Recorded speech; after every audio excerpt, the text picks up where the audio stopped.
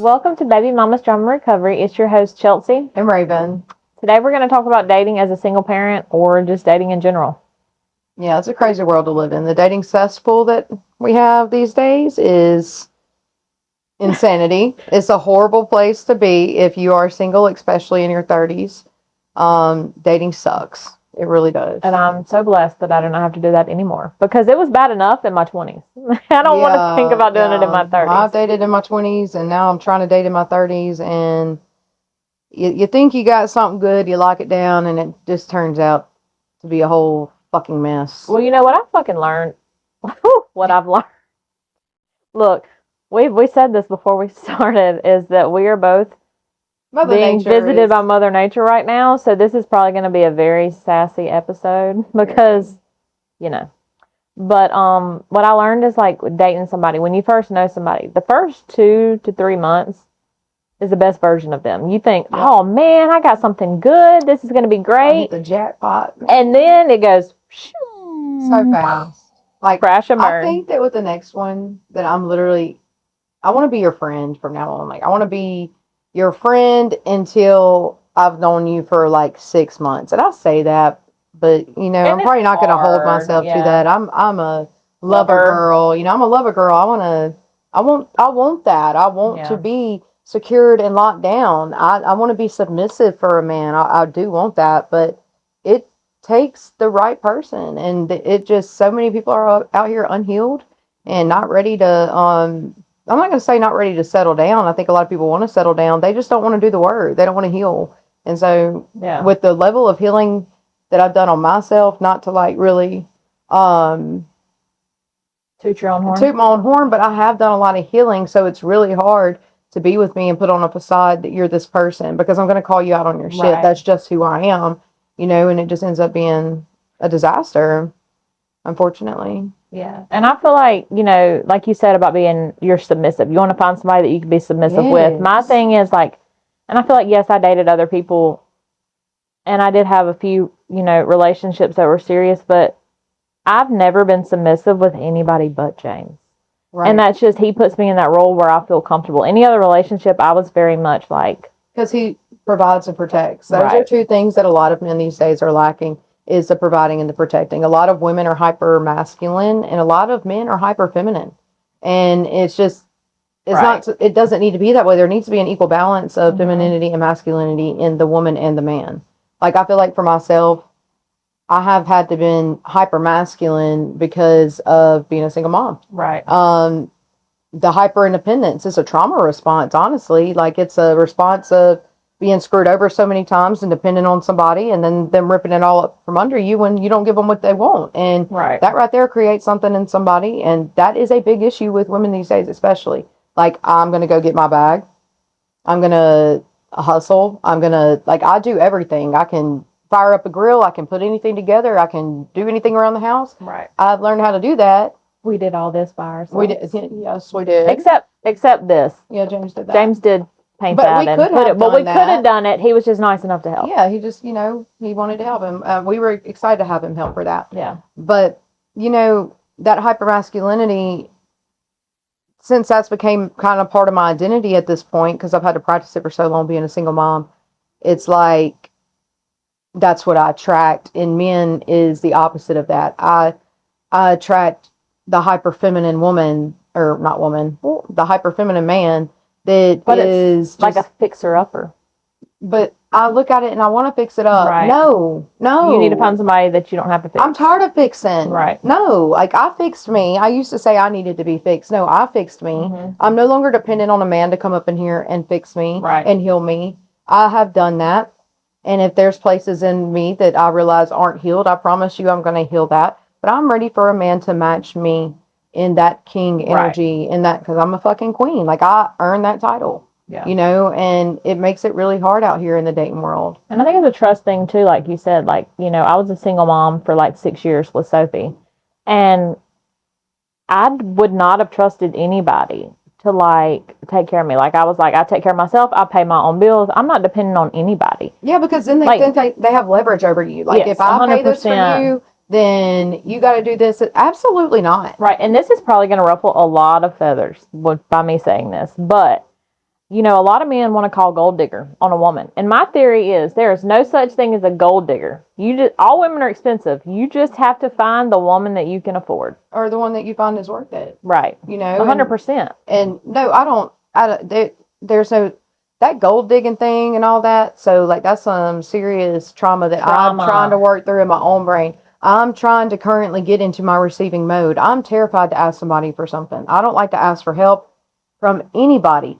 Yeah, I mean, I settle for the bare minimum because of that. Mm-hmm. But I don't want to do that. I want to receive. I want to be spoiled. I want somebody to pay my fucking bills. You know, like, I want to be able to work if I want to, not because I have to, not to support an income. Like, I've paid every single bill of my own since 2018 when I left James. Right. You know, and it's just, but because of all the way that I've been done by men in the dating world as an adult, I don't feel safe to ask anybody for anything. I feel like I'm going to be perceived as, oh, that's all she wants. Well, a lot of men... Baby, I don't need you. I want you. Right. And a lot of men these days, I feel like they look at it, everything needs to be 50-50. Let's split this down the middle. I would be glad you to split, pay half of this, pay half of that, pay half of this. And the way that, you know, I was raised, which, you know, in my last marriage, that's what we did. Everything was, we split 50-50, which I was fine with that. That was fine.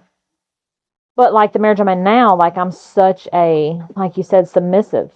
Like I'm so submissive with James because I know that he's a provider, which right now I'm not working because he was like, stay at home with the babies. It wasn't worth it. Which is wonderful. But my thing was, which was hard for me to do, it's really hard to give up that stability. But he's never made me feel guilty about it. But you which is important, and most men would perceive stability. You thought that was 100%, because honestly, I'm terrified. It was just taken away from you, right? And I'm terrified to depend on anybody. Yeah, and like you said, to ask for help. I don't like asking for help. Right. I don't like being. I don't even like to ask for money. Like if I have to, if say I forget my debit card somewhere, like I'm terrified to be like, hey, can I borrow this? I'll cash app you right back. That's my first response. Look, hey, I will cash app you this. Can I just use this?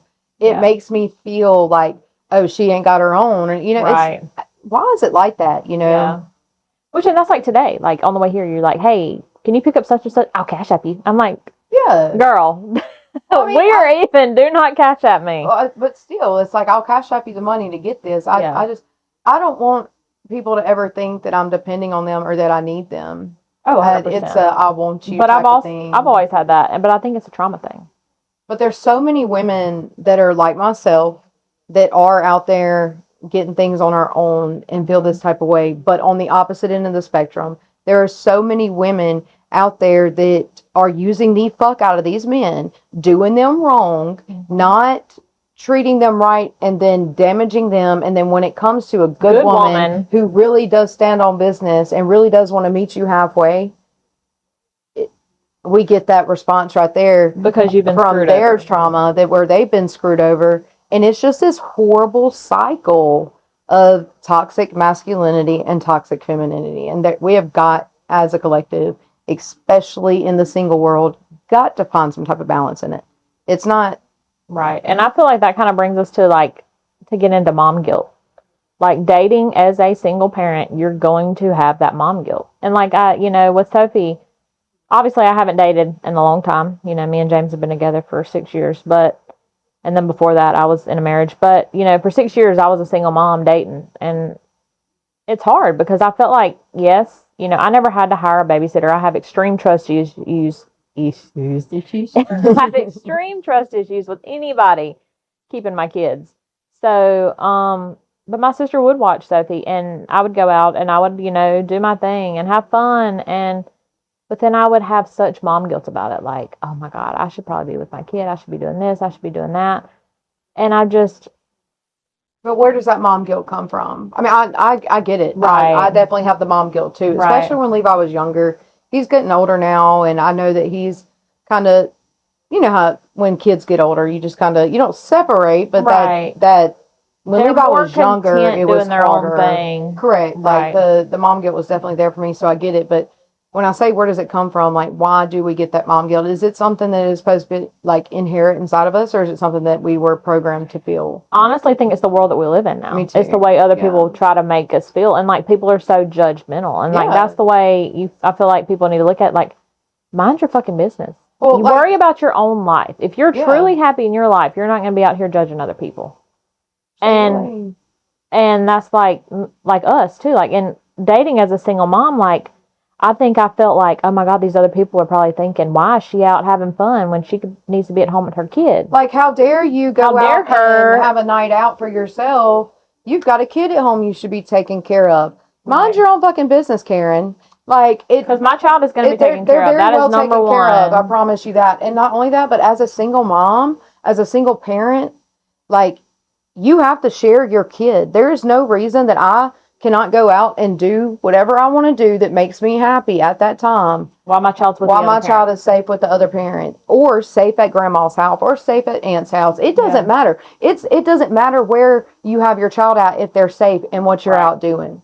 Everybody goes through things, and they got to get through it however they are. Or it could just be one weekend out. It just depends on your lifestyle, but it shouldn't be something that we feel bad about. Which, and this is my thing too with like other parents. Like, yes, there are parents that I'm like, wow, you know, and I've looked at it, and I'm guilty of this. Like, but I've never done it to like parents that are just out enjoying themselves. Mm-hmm. Like when the other parent has the kid. But my thing is like, there are some parents who put their kids on the grandparents for the grandparents to raise because they're out, you know, addicted to drugs or doing all these things. That's a whole different ballgame, though. But also, who are we to judge? We don't know what they've done. We don't know what they're going through in life at that moment that they're having to deal with those things. So that's my thing. Like, yes, I hate it for the kids, but it's not my business. It's not. And I have been guilty of that. And I know it's hard not to be guilty of that. Right. Mama's out here smoking dope. Right. That's all that matters. Mm-hmm. You know, it's nobody's business. I guess your point with that was it's just really nobody's business what anybody's doing. 100%. And that's what we need to start telling ourselves, especially as moms. Like, you're allowed to go out and do whatever you want to for however long you want. Like, okay, this is an example. There is a contract job. I haven't even told you about this. There's a contract job where I could make a shit ton of money in a 13-week contract in Hawaii. Oh, wow. And when I say a shit ton of money, I mean really good money. Yeah. But because of the way that I'm worried about being perceived for leaving Levi for 13 weeks over here to go make money, I'm battling that. Right. So the way I look at it is the amount of money that I can make. I wouldn't have to work for a good 3 or 4 months when I came home. I would be set for the rest of the year.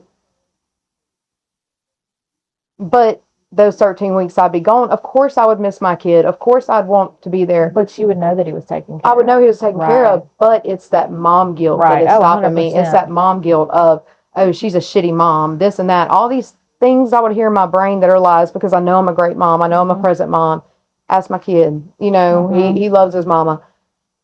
But because of the mom guilt, I don't want to do it. And I'm over here like, go get your bag. We got Levi. We're good. I know. I mean, I need to. I'm for real going to look into it. But anyways, that's another thing kind of off topic. But it goes along with the mom guilt that we feel everything. And I mean, even we shouldn't. No, but even I mean, being married too. Like I still have that. Like, you know, me and James get like 2 date nights a year. Yeah. And I know it's more my own fault. It is. It's my own fault because people are like, we will watch Rat, and I'm like, I know, but.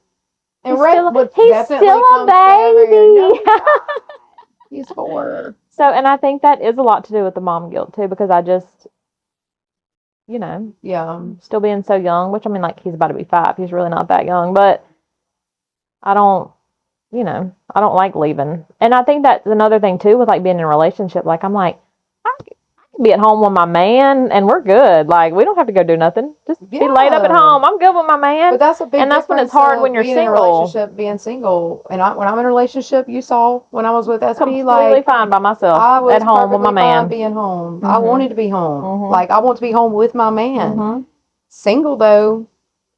You ain't gonna find nobody just laid in your house. Like I can't just be chilling here reading a book or watching TV and expect a man just magically appear in my house. Right. I desire to have that love. So I've got to get outside and find that. Right. I've got to mingle. I got to network. Right. You know, there's never a guarantee I'm going to find anybody worth it. Especially in Meridian, Mississippi. But you can't just stay at home. Well, and another thing about like, you know, staying at home that I feel like probably needs to be touched on, that a lot of people that I feel like has a bad stigma around it is toys. Mm-hmm. Like, you are allowed to enjoy yourself. It doesn't matter if you are married or if you're a single parent or if you're just single in general. Like, that's a normal thing. There should be no bad. For those single moms, because we're talking about the right, the trying to date as a single parent. Single moms, like, you're gonna have your toys, right, and your kids. You can have that drawer you put them in. You can have whatever you got. but these kids are still going to be nosy. We got some stories about that. The Rose story. Yeah. So everybody knows what the Rose is. If not, if you don't, you should look it up. Go find you one, and then come back and thank us. Please come back and thank us. I want to know. I want to know it all. I want to know all the juicy details. I want to know all the tea about it. So we both have one. Well, I had one, and the kids are nosy. They come in our room and they go through our drawers and our nightstands. And I have one that's in my nightstand drawer. And Levi made a comment about it, and he was like, "What is this?" And I'm like, "It's an air humidifier. Like, it shoots out air, like it and it's a diffuser." And he's like, "Oh, well, my mom has one of these too, and she told me that it was a facial massager." And I'm like, "Oh." Well, the reason I told him it was a facial massager was because I walked in and he was sitting there holding it, and it was on, it was vibrating, and he knows I have this like vibrating face tool, and so I was like, "Oh, that's just a facial massager. Give it to me." Yeah. And I took it back, and then when Chelsea snapped me and told me that story of how, they kind of had the connection, I died, because air humidifier and facial massager. It's just like you come up with it. You come off on the spot. Yes. Because you don't want your kid to be traumatized. Bash was in my room one day, mm-hmm. and I had it at the top of my closet, like in my little sex toy box thing. Yeah. He comes out, "Mama, Ray Ray's got a lamp that's shaped like the downstairs." Which, and then it's even funnier because a lamp, guys. It was a lamp. But hey, we love the innocence. And then what makes it even crazier about that is, like, what, a month later, Bash checks the mail. My mom's mail, my 77-year-old mother's mail, and I think nothing about it. He's like, "Can I open this?" I'm like, I haven't ordered anything for her lately. Like, yeah, open it. Let's see what it is. When he opens it, I'm talking about his eyes and my eyes were like this. Because it was a huge toy. Male toy. And of course, my first thing is, "It's a lamp. It's a lamp." And he's like, "Why would Nanny want a lamp of that?" That's where he got the lamp from then. That's why. So the toy for your mom must have came in before Bash saw it in my room. And that's where he got the lamp from, probably. Because I just come up with the first thing on the top of my head. Mm-hmm. And I'm like, "It's a lamp. It's a joke. It's a funny." And then he's like, "Why would anybody want a lamp of somebody's boy parts?" And I'm like, "I don't know. That's really weird, ain't it?" And he's like, "Yeah." I'm like, "I don't know, bud." Yeah, then your mama gonna lie about it. "I don't know what this is." She sent me a video of her mom opening it up, and she just acted oblivious and just laughed, and I could just tell. And have I told you? She knew exactly what it was, about the drawer and everything. Well, since then, about her, and okay.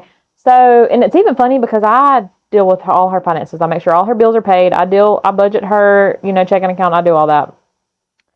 And I noticed where she paid for it. I'm like, "Mom, this was $103. Do you want to send this back?" I need a receipt to buy me some and toys. She said, "Nah, I'm going to keep it." I like her style. So I'm like, okay. Well, then, this was a couple months ago. $103 toy, I can only imagine. It better freaking rock your world.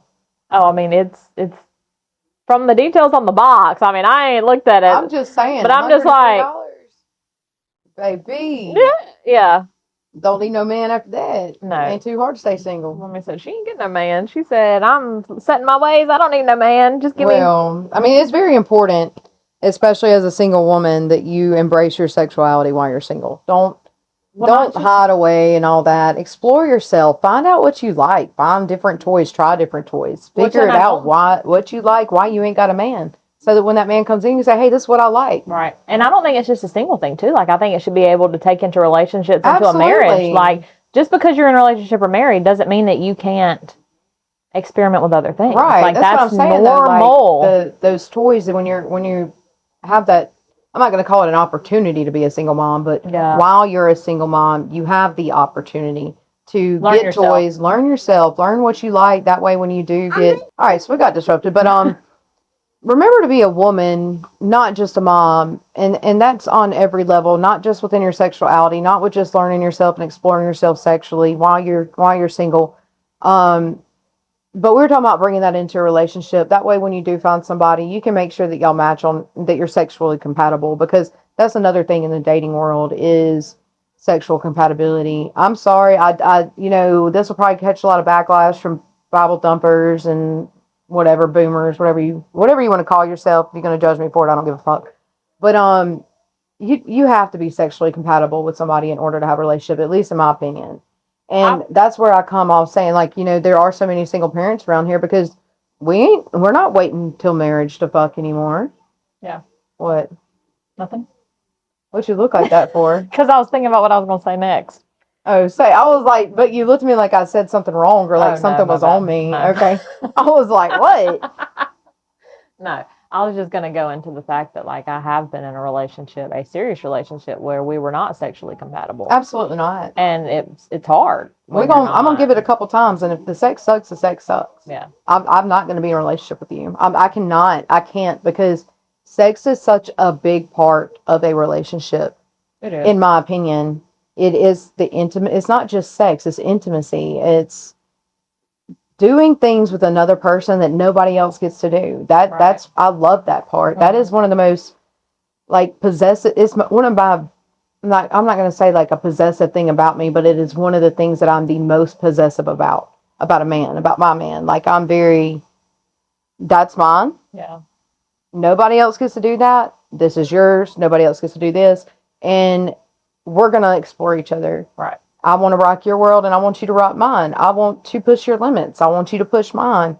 That's a big part of being a woman. And that's also, as a single mom, as a married mom, it doesn't matter. Yeah. Just because you're a parent, don't lose that part of yourself. Embrace it. And I feel like the older that I get, the more I embrace it. Right. Oh, me too, 100%. The more I'm like, let's try this. And I want to know what this feels like. And even being with, being a married woman and being with the same person that I was with when I was a teenager. Mm-hmm. Like, you don't have to just stop and do the same boring thing. Hell like, no. Introduce new things, learn new things, don't push your limits. Like, you have to do that. It's okay to do that. Like, it's normal to do that. Like, yep, not only that. You gotta keep it spicy. But not only with the sexuality, when I say, like, remember to be a woman, not just a mom. Remember to be a woman, like, who you are. Don't lose your identity in your children. And I don't mean that in the wrong way. Your children should absolutely be the center of your world. Right. Number one. But with that being said, if your child is number one, then that means that you want to be the best version of yourself or your child, right. Which means that you have to give 100 to you in order to give 100 to your child. And that does not matter what it looks like to the rest of the world. If giving yourself 100 is taking a weekend, every other weekend, and crashing the fuck out, or going to the beach, or reading a book with no kid around, it doesn't matter. Like, it doesn't matter what that time entails that you have away from your kid. It's very much needed, especially as a single mom, because as a single mom, you carry so much weight on your shoulders. It's not, right. You don't have that man there that, not to say, I have a great baby daddy. Right. I have no complaints about him. I don't say that I'm the man and the woman, or the father and the mother to Levi.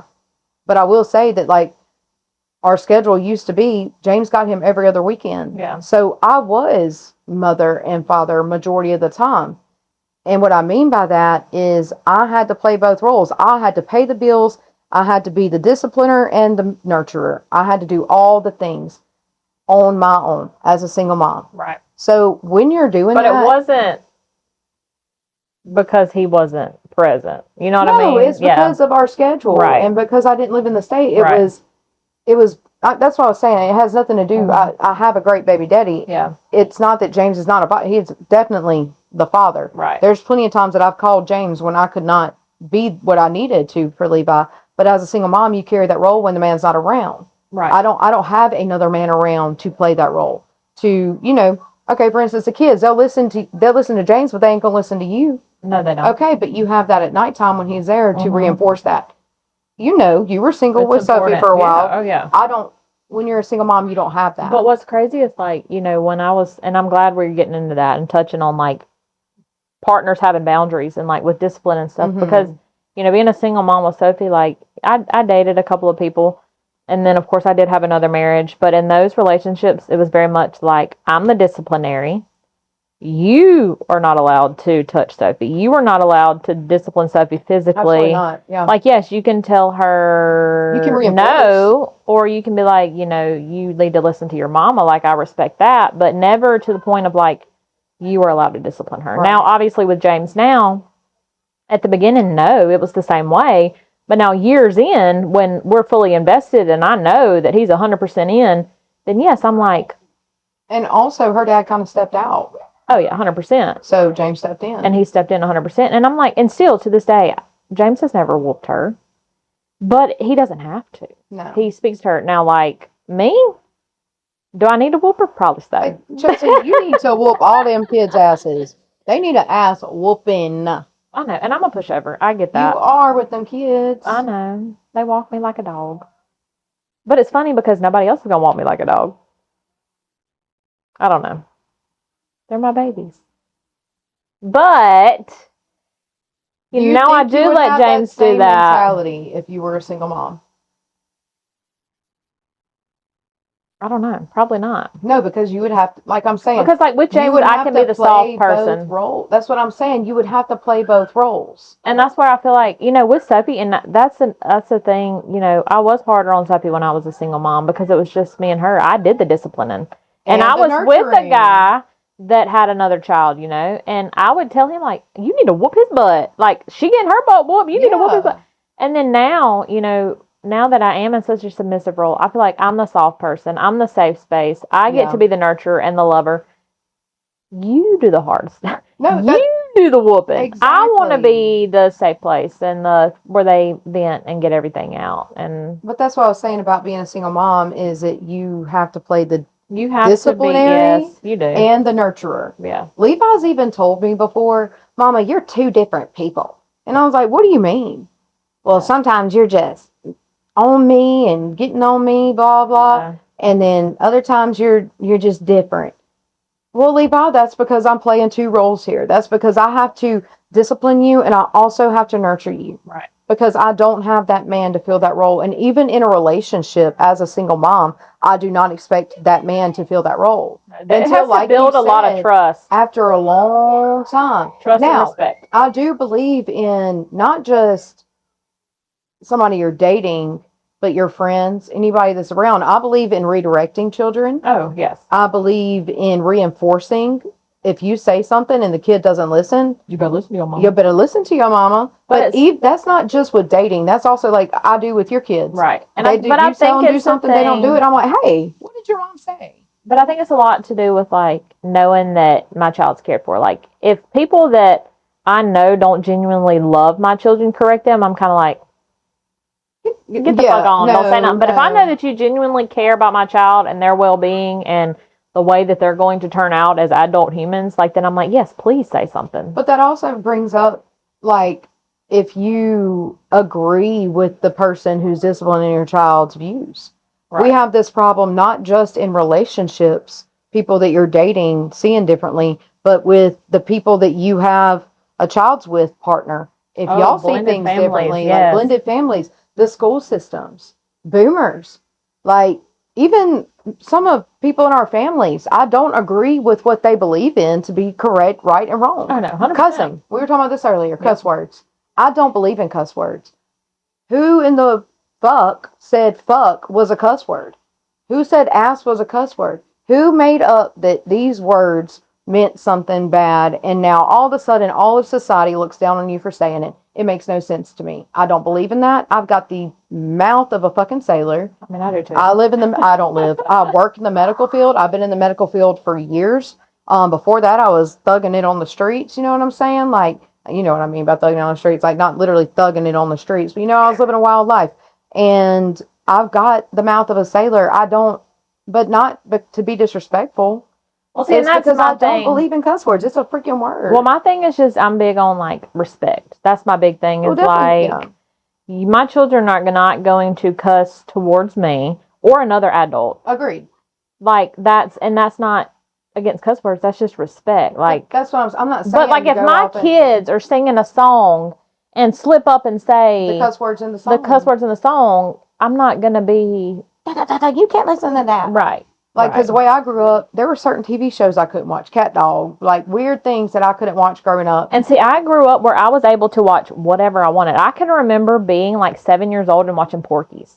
What's that? You've never seen Porky's? No. Okay. Well, you need to watch it. It's like an 80s movie, but it is, I mean, it's got some very adult content. I was very sheltered until I was about 15, and because of here's kind of like the background of why I think the way I think. It's funny because it's like a perfect like opposition Mm-hmm. because I grew up very sheltered. Up until the age of 15, I was in Southern Baptist Church Sunday night, Sunday morning, Wednesday night. I was up in that church and very sheltered, very like programmed to the Southern Baptist ways. And so at 15, 16 years old, when I finally fucking snapped because my grandmother passed away, I talked about that. That led me to, it just broke something inside of me and I rebelled. But my rebellion, I believe, was so much stronger and bigger because of the sheltering. So much.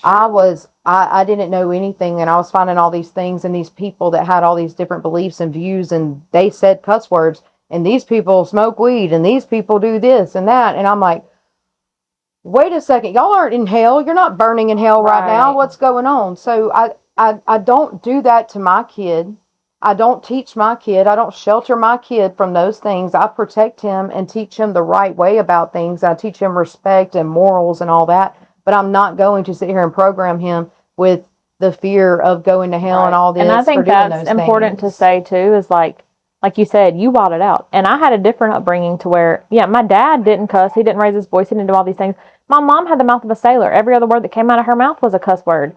And, when we would go to my dad's family to drink, they all drank. And it was normal and it was okay. And, so I did not live a sheltered life. I was able to watch what I wanted to do, or watch what I wanted to watch, and it was never monitored. And it was just kind of like yes, I had to be respectful to my elders, and yes, I had to, I had certain rules, and I feel like that's why I didn't wild out. Like I was able to do these things and then say in moderation. Right. And I think that's important. And that's like with my kids, or like with our kids. Like I'm very much like, I teach my kid right from wrong, but the world is a horrible, horrible place. And I want them to be able to know that this is an ugly place and this is what's out there. And you need to know right from wrong. You need to be able to make the right decisions for yourself. Right. In things. And that's where, like, with the cuss words, I teach Levi, and I say this all the time because, like I said, I've got the mouth of a sailor. So he knows I cuss. And, of course, he has ventured off and trying to cuss. And I teach him, I say, no, there's a maturity level to it. Right. If it's in a song and we're singing the song in the car, go ahead. Say the word to the song. That's fine. But you need to know when to cuss, where to cuss, how to cuss. Right. Why you're cussing. Yeah. And where all of it. You need to know all those things. And until you learn that and you know what's respectful about that, then you cannot say a cuss word. Well, and that's kind of like this was like with blended families. Like, there are some parents who your children are not allowed to say butt or butthole or things like that. And I know, and that makes it hard because like my kids, they're not allowed to be disrespectful to each other. Like, I don't want them calling each other, like Bash got in trouble. Don't call somebody a name. Bash got in trouble the other day calling Levi an idiot. Don't call names. Like, don't call each other. It's a bad word, but don't call somebody that. That's mean. Don't call somebody fat. Don't call nobody stupid, dumb, idiot, ignorant, retarded. I don't like that. Like, certain words that you're not going to say because it's extremely disrespectful. But if you're saying retarded is worse than any cuss word you could ever say. Oh yeah, 100%. I completely agree. As fuck. Please don't say that. Like, do not say that around me. No, I'm the same way. Offensive. And like, the thing is, like, with kids too, is like, just don't call anybody out of their name. Like, like that. Just be respectful and like, don't comment. And I tell all the kids, it's like, unless it's something that somebody can change within a minute, do not comment on it. Right. Always. Don't talk about nobody's appearance, their looks. We don't talk about that because people can't help that. Right. But now if my kids are out, like, saying, haha, your butt stinks, or boys will be boys. Or I farted and it smelled like your booty hole, like, I don't care. No. And yo mama jokes. They do yo mama jokes too. Like, yes. And like, even the joke that they were telling me the other day is like, how do you get holy water? You boil the hell out of it. Yeah. That's fine. Like, it's not bad. It's not a derogatory thing. Not at all. To do those things. Like, and I think that that's something that people, but that's hard when you're blending families, because if you're blending families with somebody whose kids aren't allowed to say butt or stink or stupid, I mean, okay, we're not allowed to say stupid, but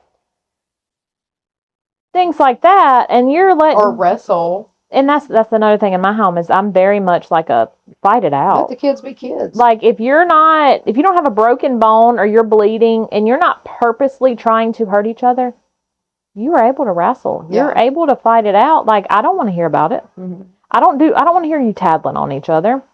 And then say the child goes to another, like, if Levi had a sibling here and like, yeah, like, you were in a relationship where the siblings were younger, which Levi knew. He wasn't rough with them, but I mean, say he was in that case, like, it wouldn't be that he was a mean or bad child. It's just be what he was used to at my home. Right. Just like when, Bash goes to his dad's house. Just because he wants to wrestle and he's rough doesn't mean that he's a mean or bad child. Correct. It just he's means... a boy. He's 7. It just means that that's what he's used to, Or that he's a 7-year-old boy. Right. Not even that's what you're used to. Right. Because 7-year-old boys are rough and rowdy if they're being raised right. Right. And I raise your son to be a pussy bitch. I'm not. And I was a very rowdy person. Like, I'm a girl. And I was raised with boys, and they beat me up. Like, we wrestled, we fought. Like, all kinds of crazy stuff. Like, one time my cousin, I punched him. Like, no, I gave him a titty twister because he was a bigger guy. Yeah. And I gave him a titty twister, and he jumped on his 4-wheeler and chased me, and I got tangled in the electric fence that was on. And I'm like, you know what? That was my karma. I shouldn't have done it. But I mean, like, and do you think my Dom will be kids? Do you think he got in trouble for doing that? Absolutely No, not. Because I shouldn't have done what I did. Look, these kids out there, I know they fucking around. Yeah. I was once a child. Like, Hell, sometimes I still act like a child. Hell, what are they doing right now? I was fixing to say, what are they doing in there right now? But that also comes to, like, when you're dating as a single person, you've got to look at all these different elements to people. Like, what are their beliefs? Right. It's very important. And what is their background? And, like, what are their morals? And how do you believe what do they think is right or wrong? Discipline, I think, is a very important one that Discipline's you need to be on the same page about. Absolutely. There's so many things that you have to take into accounting on the back end of trying to date as a single parent.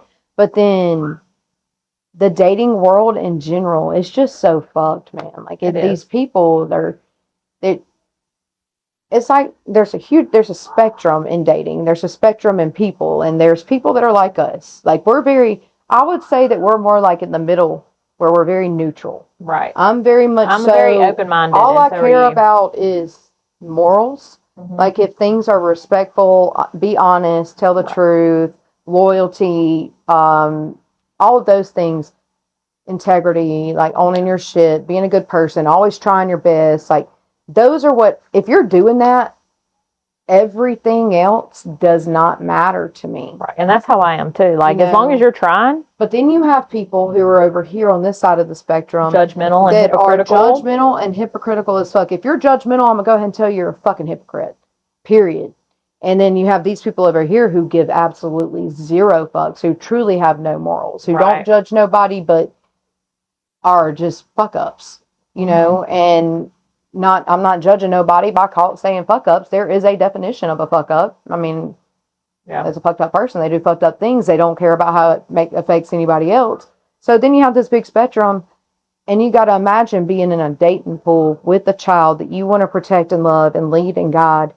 And then all these people that you meet, you never know where they're going to be. Well, and that's what I was going to say. And also not just the beliefs and stuff, but you also have to look at, like, there's so many people out here who are fucking predators. And so, my thing is you never know what a person truly is. Like, what skeletons are in their closet, how they really are. And that's scary. That's scary as fuck. It's terrifying. Being a mom. It's terrifying. It's one of those things where the people that are closest to you could be one of the biggest predators that there are. I mean, and a lot of people, I feel like, try to sweep that shit under the rug. Like, it's not true. That's not true. And like, stop protecting these people. Right. They're disgusting. There's like that makes me thank God. Like, I know I'd be the best girl mom. I want a baby girl myself. Like, I would love to have a little girl, but I would be terrified. I would probably be way more protective about who I brought around. It's different with a girl for sure. With a little girl, like Levi gets to go hang out with the men I date and go fish and do this and do that, but never would I let my little girl hang out with my boyfriend. No. And that's something I never did. And it would take me years before, even if he were my husband, to let my little girl hang out with my husband. I don't trust that. Unless it's her dad, but even then. And that's why I said, like, it's very, very hard when you have a daughter. Mm-hmm. But it's even scary too, because you got to think, when it comes to your sons, some little girl could lie and say that your son did something that they didn't do. Oh, or the mothers of little girls. Yeah. To get back at baby daddy. They want to make baby daddy look bad. They want to make baby daddy's house look unsafe. I mean, that brings us to another topic of dating in the single world. Like, when you start dating somebody who has kids themselves, right? If they've got a high conflict baby mama, they're going to find every reason to try and make y'all look unsafe. Right. And I mean, that happened recently. Mm-hmm. And in my situation, where somebody tried to lie on your son, come up about my son, and the first thing that comes out my mouth, you ain't talking about my kid, baby. You can say whatever you want to about me, but you ain't going to talk about my little boy. Mm-hmm. That's a child, and you're disgusting for even thinking about talking about a child. Right. You need to go to fucking therapy if you're going to sit there and point fingers at a 10-year-old little boy. That brings a good point too. These are children. If you're trying to put the blame on a child, something's not right in your fucking head. No, go to therapy. Like I said, go to therapy. Your spirit, your spirit's disturbed for one. Right. Blame a child at the very base level. Oh, 100%. Your spirit is disgusting. Mm-hmm. And then the way that you think is horrible too. So just bringing it back to like trying to date in this single world, like, I hate to say this because I have a kid myself, and it's going to make me seem a little bit hypocritical, but at this point, the way that I've been burned by the man who I tried to love, his baby mama, I don't necessarily want to find a man right now that has kids. It makes me very hesitant to be with somebody that has children. Yeah. Because unless y'all got a really good relationship with baby mama, unless baby mama is completely over you, unless baby mama is like, baby, please go find you a woman. I want a good woman in your life. I'm not going to date you, because that shit you need to handle yourself in the first place. There is no reason that a woman should ever be able to come up against you, and they shouldn't be able to come up against a woman you date either. Right. And that's a big thing. It's like, I think a lot of exes have bad intentions. Extremely bad. They don't care about the wreckage that is caused by their own fucking emotional disturbance. They're the ones that are emotionally unhealed. They're the ones that have no emotional intelligence. They're the ones that need to go get fucking therapy. But yet, guess who they're going to put the blame on? Your new woman. All of a sudden, your new woman's a new fucking villain in their story and their narrative, and everything that woman does, she's going to take it and she's going to twist it and she's going to rise up against them. Call fucking CPS to their house. CPS has been to my fucking house in my last relationship. Like, that's insane. It's insane, and it's disgusting. So that's another thing with dating. Along with that whole spectrum of people, you have to look at not only the person that you're dating, but who did they date before that they might have kids with. Right. What are they bringing in? What is their baggage? Everybody's got baggage, but how big is that baggage? How hard is it to carry? How heavy is it? Right. And can they carry it? Are they handling it? Are they going to put it on you to make you carry it yourself? Right. Because you can't do that. It makes the dating world so complicated. And that's why I say I feel like I've always been a good bye mom, because I've never, like, to me, like, once I'm done with that relationship, I'm done. Like the past is the past. Like, and I'm not here to be involved in anybody else's relationship. Yeah. That's your relationship. That's your business. I don't want any part of it. As long as my child is loved, and I know that my child is loved and my child is taken care of, I'm happy. Right. Now, when it comes to my child coming to me with issues, then that's a different story, and we will discuss that, and we will handle that accordingly. Right. But I've never been jealous of anybody or jealous of my co-parent, because when I was done, I'm done. Mm-hmm. Like, that's like I had nothing for them. Like, if I'm to the point where I'm calling it quits, then I know that we couldn't. And that's why I say, like, I feel like I can say the same. Yeah, and if you're going to end like against you or anything. No, and if you're going to end a relationship when kids are involved, be done. Because I can say that right now. I can sit here and preach that, you know, if you're leaving a relationship, you need to be civil, you need to be this. And I can tell you right now, if there's no way that me and James could in right now and I could be a civil co-parent, I would be, because you still love, psychotic, and I will tell you that. Like, I will curb stomp anybody over that man. Because you love him. Because I do. And that's why I'm like, so you're don't with him, leave. Right? I mean, that's why I'm with him. Right. If you're not over somebody, don't be with somebody else. Correct. And try to make amends, or get the fuck over them. Quit trying to ruin their relationships in the future just because you think you got some type of fucking power over them because you got kids with them. You don't. You don't. Like, anyways, but I mean, that is on course. It's talking about, you know, how another part of dating in the single world. Like, my last relationship, I truly thought that I'd found somebody that was great for me. And we thought we're great. I mean, like, we even, as James. But no. And James does not like anybody, and James even loved him. No. And I mean, I thought he was a great person. But he fooled us all, is what he did, and his baby mama did not make anything about the process easy. Well, and that's my thing. I don't have any respect for somebody who cannot take accountability for their own actions. Oh, yeah, that was him, 100%. Right. But also, like, there's no point in her coming after you. Like, her beef should be with him. It should have nothing to do with you. Absolutely. But we got a whole podcast coming up about that, about that situation and how, like, we're going to do the full circle with it. Right. But also we need to go into the fact of, like, you know, we were talking about being a mother to a daughter, like a female.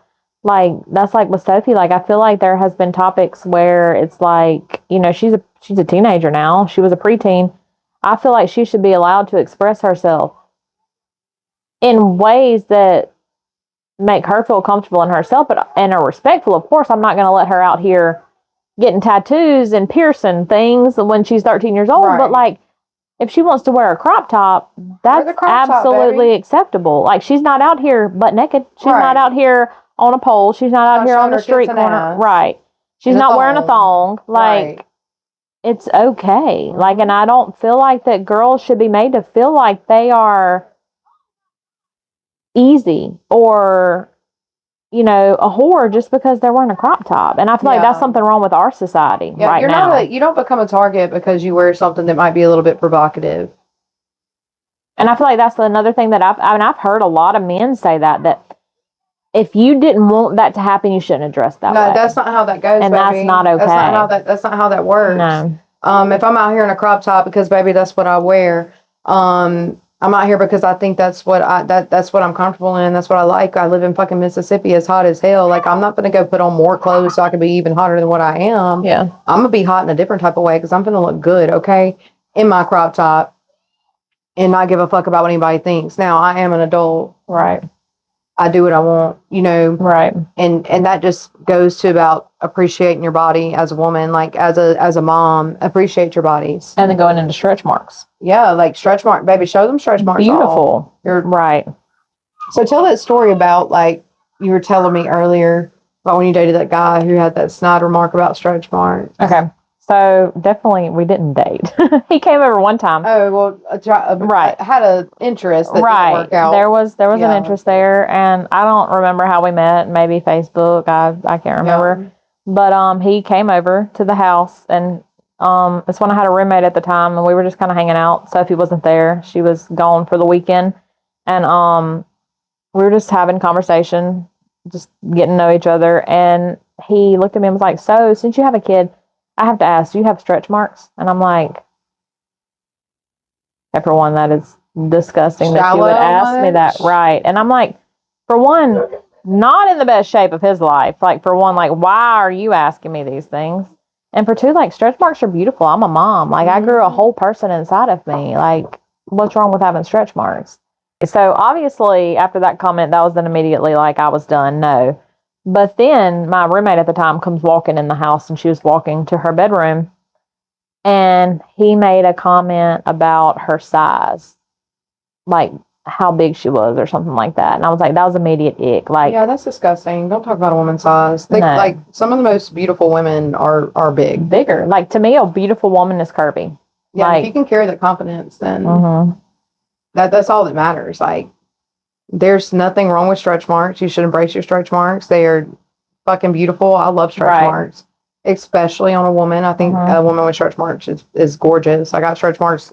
I had stretch marks before I even became a mom. So, I mean, if you're that fucking picky, good luck finding a woman.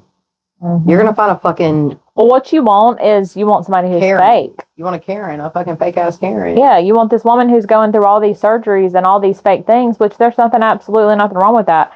You need to do what you want to do for yourself to make them feel beautiful. About my body. Right. Don't expect me to not have stretch marks after you know that I'm a mom. Like, if stretch marks are an issue, though, like, are you even a human? Our bodies, that's what we do. Right. That's what they're made to do. Anyways, that's disgusting. Right. So, you said you can't remember how you met him, but... I think it was through Facebook or something, but I honestly I block out so much of my freaking life. Me too. Like, I remember so many little snippets, and that's it. Like, people will be like, do you remember so-and-so? I'm like, I don't. No clue. Like, we had our whole last podcast, I made the comment that I had no serious relationships until that one relationship that I had. Completely left out that I moved to North Carolina with a man. Yeah. I completely forgot about that because I block out so much of my life. And I do afterwards, I told to James, I was like, I completely left him the fuck out. Like, why? I feel so bad. And he's like, why do you feel bad? You said it wasn't serious to you. And I was like, yeah, but he was such a good guy. And I was like, I feel like that I left that out. Don't get that credit, though. I mean, it is what it is. It's part of your life. Don't feel bad about it. But I leave so much out. Like, I block so much of my past out. Mm-hmm. Like, I don't know if it's a trauma response or what, but yeah. It's one of those things you just, what's the point of remembering it? Right. Because there's nothing now.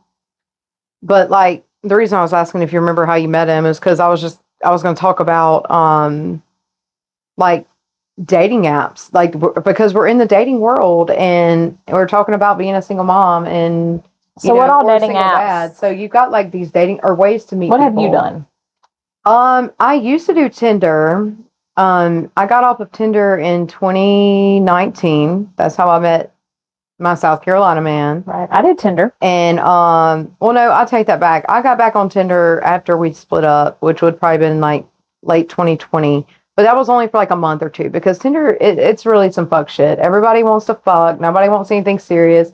Look, sex is great and all, but I want intimacy. Right. I want a relationship. I'm a grown-ass woman with a lot to offer, and I want to be appreciated for that. And you're not going to find that on Tinder. Well, I will say about my Tinder experience, I did it, but most of it was, honestly, we met one time. I looked at it as free food. 90% of them were weird as fuck. And I never talked to them again. I got my free food, and then I never talked to them again. Now, there was one person that I met on Tinder that it became a continuous thing. It was not a relationship. Yeah. He never met my child. Like, we just hung out multiple times, but it never went into anything serious, which is fine.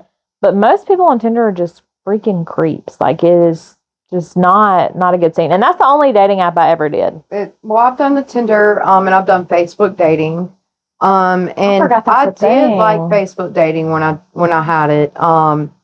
But I ran into the same issues with Facebook dating that I did Tinder. It's all a booty call. It never went anywhere. People were weird. We didn't connect. We didn't have the same beliefs. Or people got comfortable too fast, or just weird shit. I haven't been on a dating app since, 2022, maybe. Even maybe even it might have been 2021. I don't know. I don't do dating apps. Like, but other than that, you've got like group things. Like I have a lot of acquaintances. So if I'm going to date somebody, a lot of times I will meet them through a friend of a friend.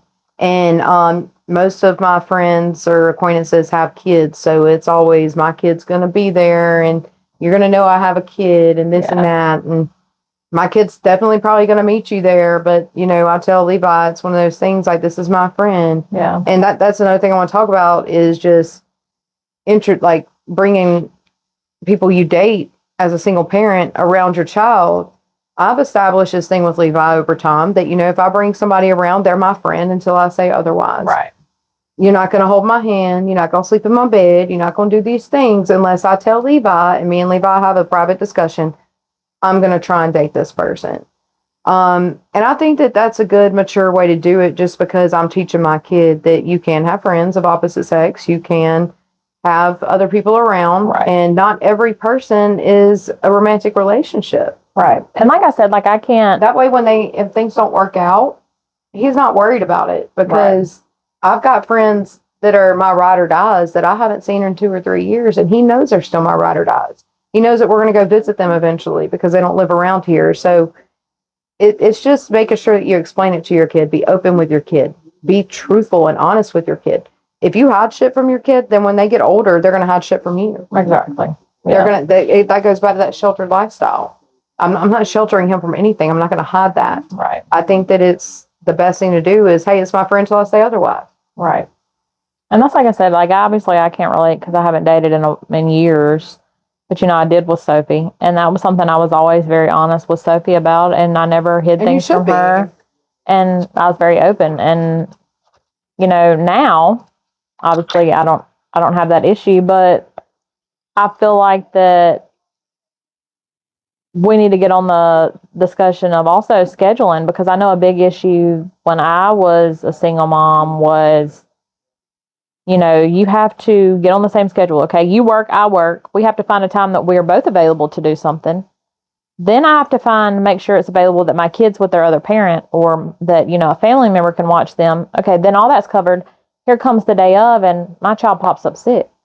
Well, obviously my child comes before this little date that we have planned. And then it's like, you know, there have been men who are like, oh, that's fucked up. You can't find somebody. They can't watch her even though they're sick, or you're such a bitch. You no, like okay, that's well then that shows your true character. Else, I don't want you if that's how you think. Right, because like that's gonna happen. And when you're a mom, your kids are gonna get sick. They're gonna get hurt. Shit's gonna come up, and my child is going to come first. Always. And I think that that's something that some men don't understand.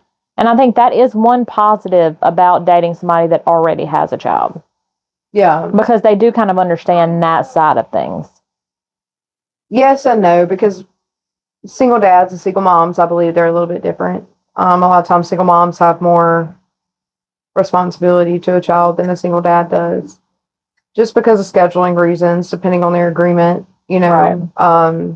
Like what mine and James's was at the beginning, it was every other weekend. So every other weekend commitment compared to the latter is a lot, you know. I know that, like, for instance, and it's not even just that schedule. It's work schedule as a single mom.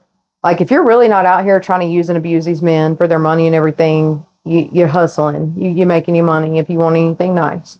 And so, like, my work schedule, and then my schedule with my child, and then my schedule with just some me time, and then trying to add a man in that, it makes it really hard not to just jump into things with men. And I think that's been one of my biggest issues is convenience. Hey, let's just go ahead and let's establish this connection really fast so that we can become that family unit. But that's not the best and healthiest thing to do. And the only reason I say that is from experience. That is what I've done. Well, that's like I try to tell you. It doesn't work out. In a situation from the past. We're not going to put a timeline on it. But a situation from the past where you were like, this just feels weird. And I'm like, that's normal. Like, sometimes people move really slow. And you're like, it just feels weird to me because that's not what I'm used to. And I'm like, but sometimes that's okay. Like, that's probably a normal thing. It's just probably a trauma thing because you're used to being love bombed. Yeah. That's another thing in the dating world, like love bombing. Mm-hmm. Wake up. And like I say that like that because I'm just now waking I've up had to that how happen. hard I have been love bombed my whole fucking life. Oh, almost. me too. Like so many men have been like, "I'm so in love with you." They come in you and they're don't even know dude, me. they're automatically so obsessed with me and this and that. Yeah. And I'm like, now that I realize it, that is not a compliment. It's not. It is a red normal. flag. It is a huge red flag. If somebody comes in ready to offer you the world, absolutely not. I'm not doing it anymore. Because this last one, it was enough for me to say, whoa, like slow your roll, Raven. What's going on here? What's the pattern? What's wrong? Right. It's that love bombing. They come in, they offer you the world, they promise you everything, they do this, they say all these things. And then you get down the road and there is no action behind anything they said. And that's terrifying because now I've got my kid involved in this one. But luckily for me and Levi, he's very resilient. He is. And I created that because I've moved and we've moved so many times and through honesty, I created that. Like you don't. And I think that shows a big thing with us too, is like, we're completely different people in that way, because I'm so much of like a stability person. Like even when we did live, in Kemper County, I still made sure that Sophie went to the same school. I drove all that. It was horrible. I hated it, but I wanted that stability, and I was very strict on that. But I don't judge other people for doing different things. And I think that's important because we are different in that way. Like, you have explored these different places and done these different things. I have like a gypsy soul though. And I don't agree with the school system as it begins with. I don't want my kid in school, but I know that if I don't put my kid in school, then I have to pay for homeschooling. Right. Like his kindergarten year, he was homeschooled. He was homeschooled, but you know what that cost me? Right. About $1,200 a fucking month to get somebody to homeschool him. Because I'm a working mom. Like I can't homeschool him because I'm the single parent. Like I have to do it. So but I never agreed with the school systems to begin with because they program kids to do certain things and believe certain ways. They want you to fit in this box, and they're not teaching our kids anything, because the knowledge that I learned in high school, when I got in the real world, guess what? It was fucked. Which, I feel like we could probably do a whole freaking podcast on our issue with the school district, because I feel like that there are things. But I'm saying that's the reason that I never took that seriously. Yeah. I don't want my kid to ever. I want him to take his success seriously, but I do not want him necessarily to take school so seriously that it's a do or die or a make or break of who you are, because it's not. And it's not just that. We're big on saying what your kid did wrong, but we're not going to hype them up for what they did right. Right. That's a big thing with the school. Like, they also don't understand. We're quick to tell you what your kid didn't do right, but we're not going to tell you anything that they did do right. We're going to call you real fast when they mess up. Right. But we can definitely make a podcast about that. But that's just like my reasoning behind that. Like I said in one of the first podcasts, I have a reason behind everything that I do, and it's just. But what it's taught my kid is resilience. And that's something he will take with him for the rest of his life. While everybody else wants to have their own opinion about it, just let me do me. Mind your own fucking business. Which, and to me, like, my opinion on it was, and this is even, what me and James discussed, it's nobody's business except, honestly, what you did was nobody's business but James's. James is the only other person and he had nothing that would have any say-so about what you did. Except him, because y'all have a child together and your child was involved in that. He's the only person that would have any say-so in what you did. But he never said anything about it. No. I think, like I said, I think that he trusted what was going on. He knew the reason I moved in the first place and all that, and he had his own family with you too. He had other concerns. Now, it might have been different if he didn't have that. Well, I don't know. No, I feel like James is it was a distraction for him. Yeah, and I feel like he did need that distraction, but also, it was hard on James. I know that. Yeah. It was very hard, and then, because Levi was his baby. At that time, Levi was his only baby, and, yes, Sophie and Bash were there, but at the time, there wasn't that huge close bond that, and so I know it was hard on him, and, the traveling was hard, but I think that close bond you're talking about, I'm not discrediting it, but Levi was with me every single day almost for 2 years straight before I left James. James was gone for a year out of that 2 years. Yeah, he worked a lot. No, well, 2 weeks on, 2 weeks off. Yeah. And then when he was home, he was in the woods. Yeah. So, yeah. Look at the close bond I had with him. Yeah. Compared to that. I understand it was very hard probably that his kid was in a different state. Right. But at the same time, like, he did not have what he's got with Rhett. He's home with Rhett. Yeah. He's home with y'all. He was not home with us. He was never around. Yeah. To begin with. So. Yeah. But I feel like that has a lot to do with me too. Like I'm like, I want your ass home. Like I did too. Like. Oh, see, I didn't know that you did that. I mean, I did what?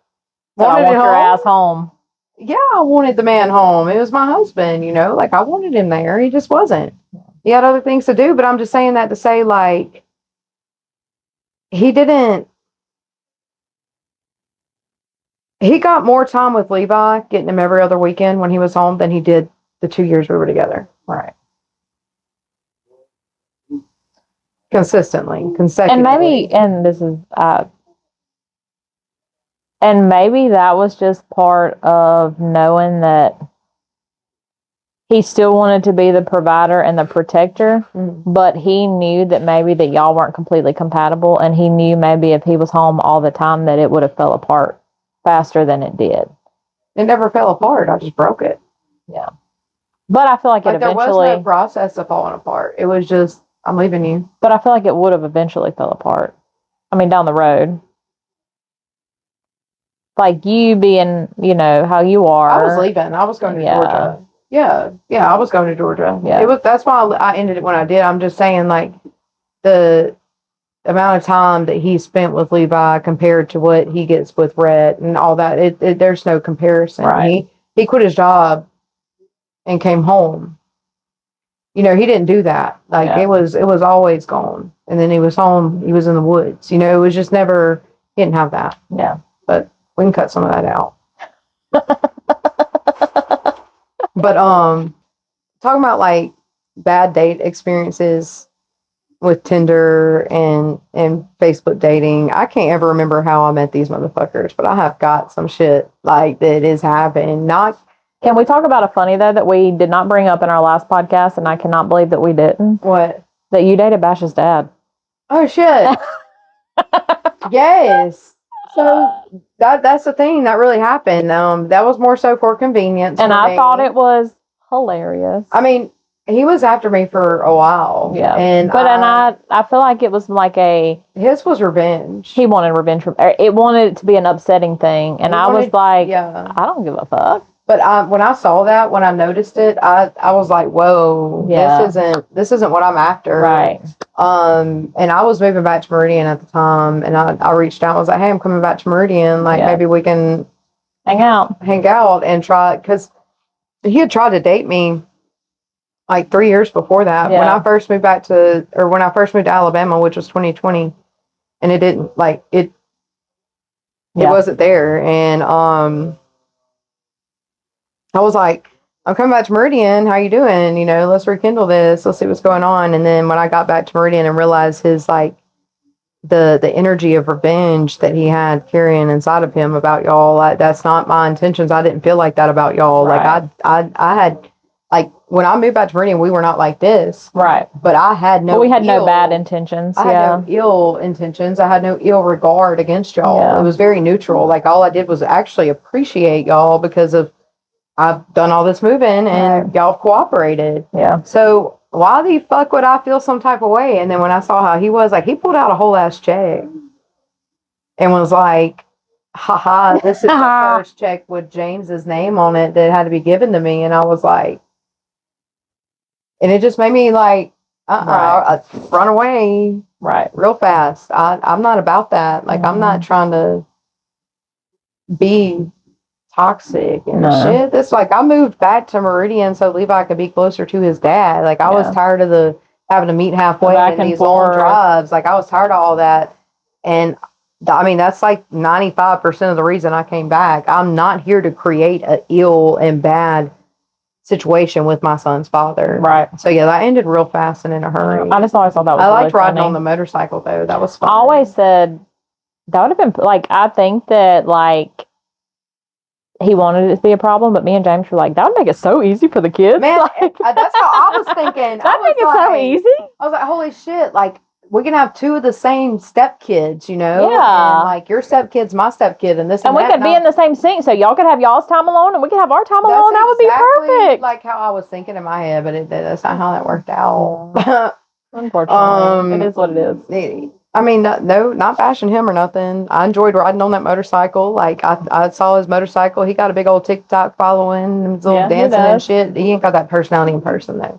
But I will say this, like, the person that he's with now, I will say one positive of that is that it did make him see the hate that he was holding on to. Good. And he did come to terms with it and let it go. Yes. And I think that that's very important. How long? Like, that was in 2023 when I moved back. So at that point, he had been holding on that shit for 4 years. 5 years. That's too long. Yeah. Let go. Let go. Yeah. Like, I don't like that shit. Yeah.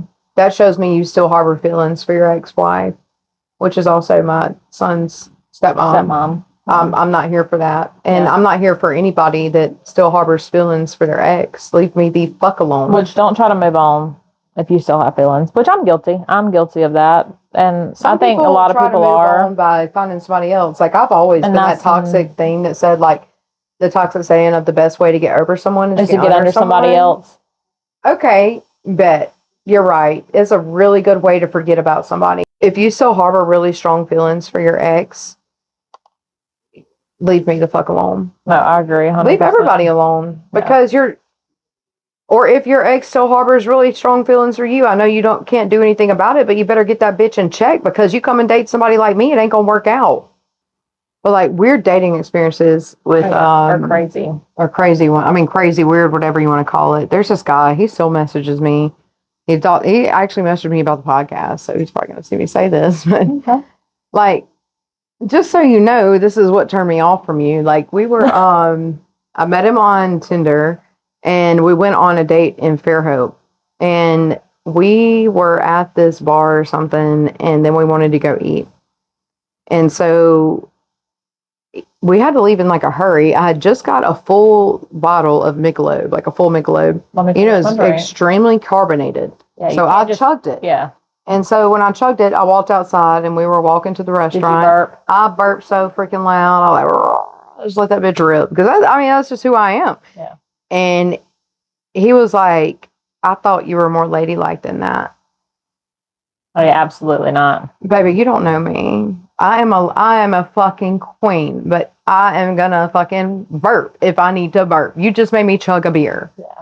I'm a human being. Like, that turned me off. Turn off. Big time. Big time.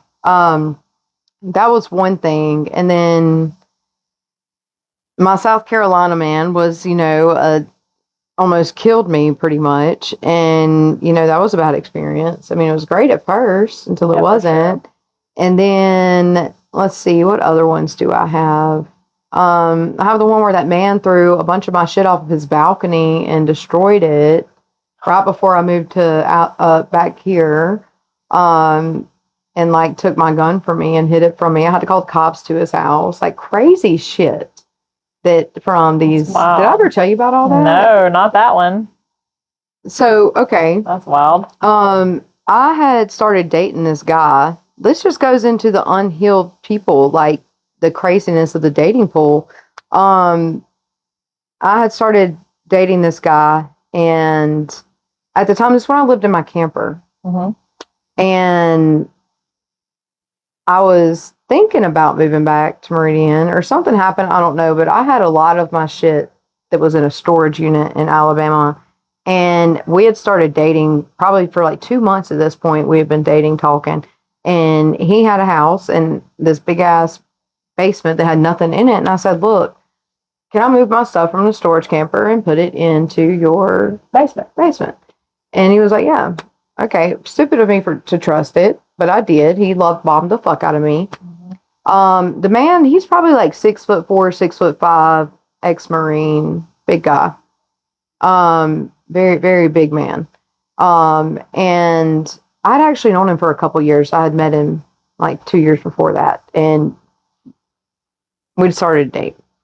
Decided to start to date. Decided. I like that word. Desorted. We decided to date. But okay, so we were hanging out one day. My son's at his house.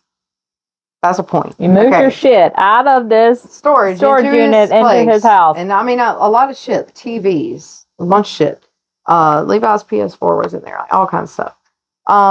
And we were hanging out at... You're much more trusting than I am. Yeah. I shouldn't have done that. People. I don't either, but I was really trying to be vulnerable, which is my issue because I'm working on being vulnerable. Yeah. I'm trying to heal that part of me that's not vulnerable. So I do try to be vulnerable. And that's what I was doing. Well, I lived in a camper at the time, and on the campground that I lived in was one of Levi's really good friends' birthdays. She's like turning 10 years old, Ava. And we had a little beach, kind of like out here in Delwood. Mm-hmm. And we were hanging out on the beach, and one of my friends out there we were out there having some drinks, talking shit with each other. And my friend Mariah, I love her to death, she was telling a story. This is 2023. She was telling a story of something that happened in 2021 with some savage shit that I had done to a guy that I tried to date in 2021 that was fucked me over with his baby mama. It was the past. It was the past. It was 2 years ago. And she told this story.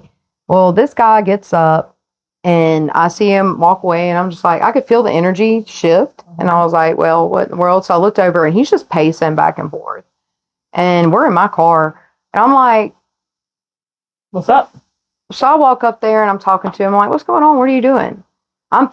We need to go right now. Why? I don't like hearing that shit about your past. Like, just dogging the fuck out of me. And I'm like, whoa.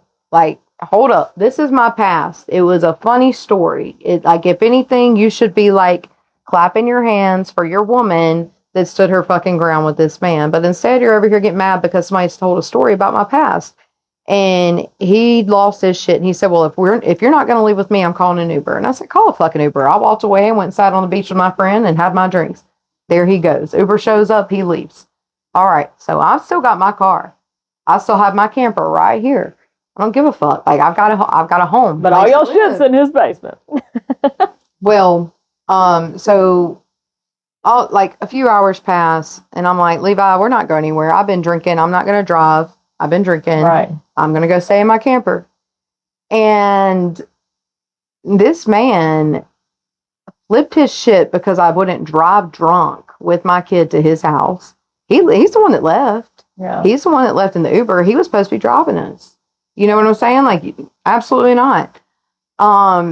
He just lost his shit. Well, the next day he sends me pictures. I still have them on my phone of where he threw a 65-inch TV, a 40-inch TV, or 42, something like that. A $600 heater I had, Levi's PS4, all my shit out of it, like on his fucking cement ground, destroyed. And I'm like, and he's got a picture. Oh, and there's a mirror. He's got it. At this point, he's pushed a lot of it towards the end of the road, and he put a mirror with it. There's a mirror, and the sign said free stuff, free to go. And you can see him standing in it, like in the mirror. It's fucking crazy.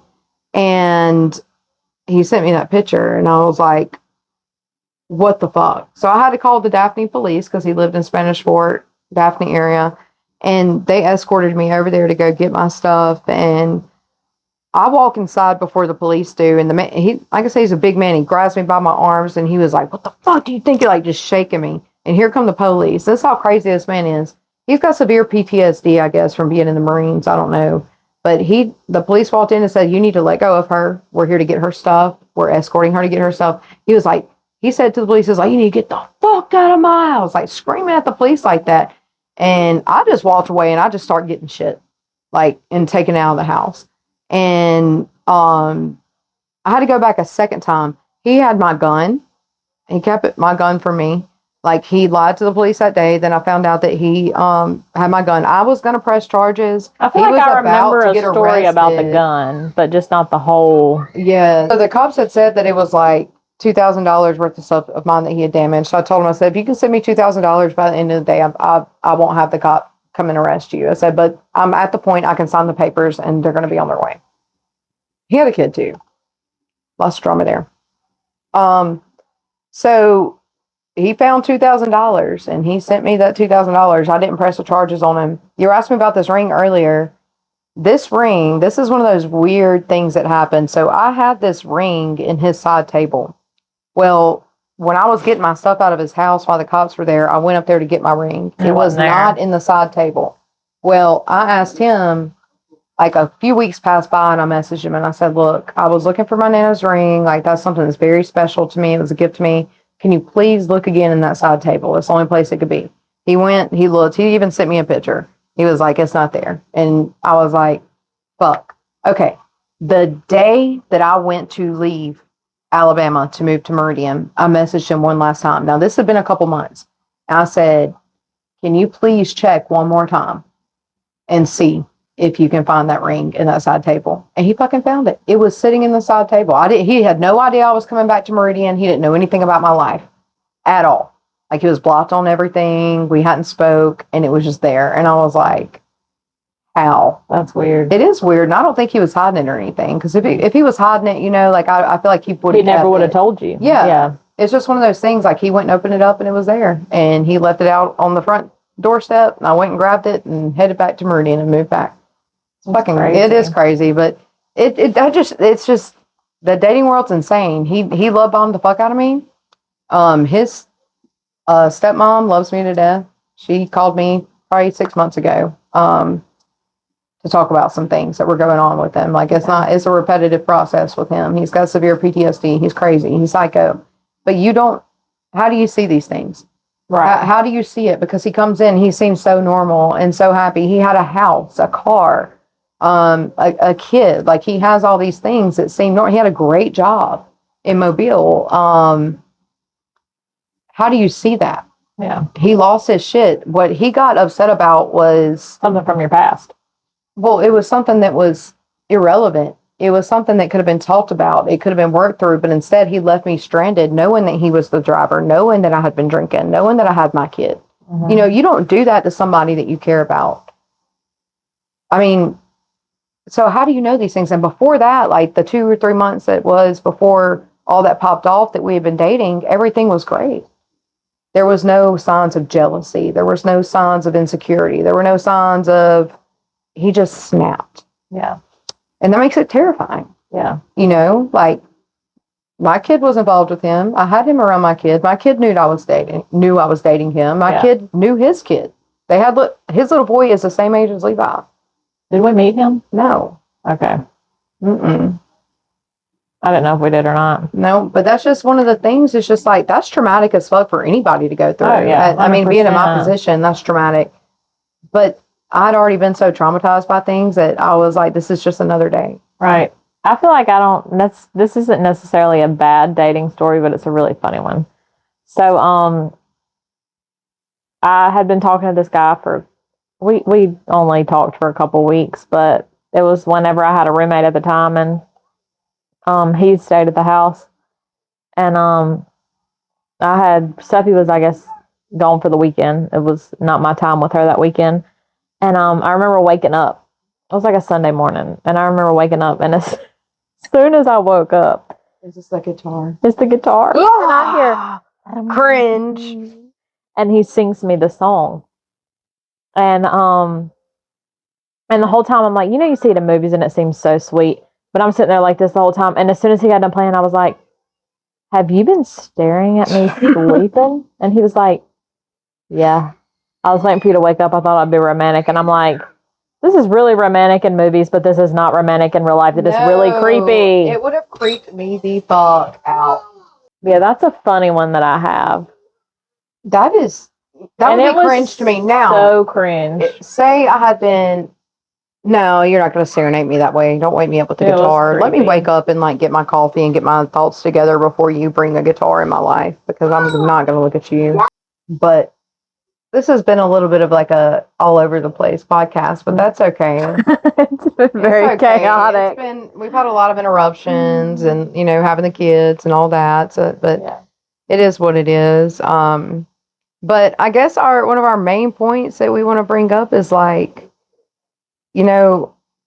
embrace being a mother don't lose or your father. Right, but don't lose your identity while you're trying to date. And it's okay to date. It's okay to go out. It's okay to have fun. It's okay to be yourself. It's okay to be 100% authentically you, no matter how you've been taught or how you've been raised. You do what you believe is right. For you and your child. If you don't, then you're teaching your child, they're going to have the same problems that you have as an adult of being yourself, the same blocks, the same trauma. If you don't be yourself and like exemplify that for your children, like you have to do that. And even if being yourself seems to be completely out of the box and against societal norms, like we're not here to please everybody. We're not here to fit in a box, baby. We're here to evolve. We're here to be ourselves. We're here to fucking bust out these corrupt systems, because this isn't how we're supposed to be living at all. And you should never live by somebody else's judgment, because I mean, it's not about what they say. It's about what you believe in your heart to be true for you. And that's what you need to do. And you need to find that person that fits that same category, that fits your mold. And that takes time. It takes experience. It takes going through all kinds of fucking men or women that don't fit your mold. Like, you have to bust out the ones that ain't right. You still get to do that as a single parent. Right. Just because you're a mom or a dad does not mean that your life ends. It's not over with. Like, no, you do you. I mean, you deserve love, you deserve laughter, and you deserve orgasms. You deserve 1,000%. I mean, you deserve it all. So that's true. I guess that's it for today. Yeah. So if you have any bad dating stories, funny dating stories, crazy dating stories, send them to us.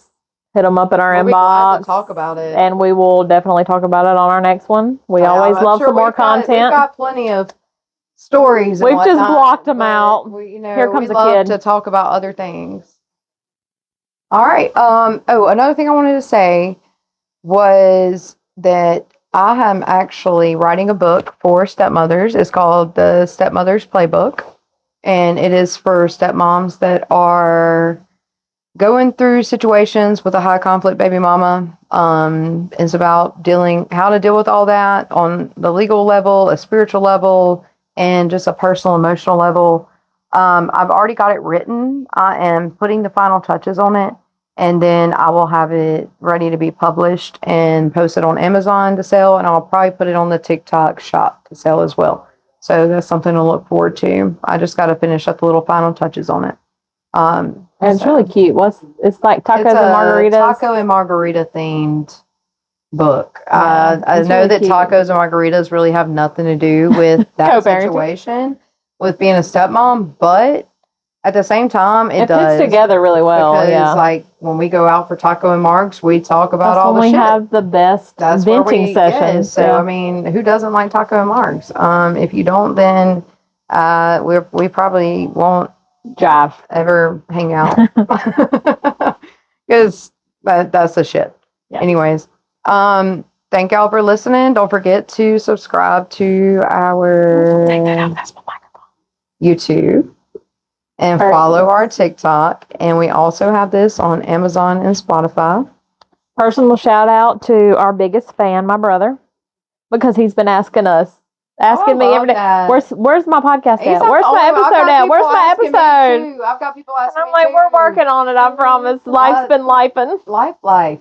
And we're learning that you can't just we were trying to do one a week and it just doesn't work with our schedule. So we're going to figure something out, and eventually we're going to have We're gonna figure out a set schedule. I don't know. I'm not gonna say we're eventually gonna have something. We're gonna figure it out regardless. We're gonna have some content to post at some point. Yeah. And it's gonna make it. You'll get it when you get it. And we're really trying to make like a full-time lifestyle off this shit. So, the more support we got, the better. We need you to subscribe, interact. We see y'all watching.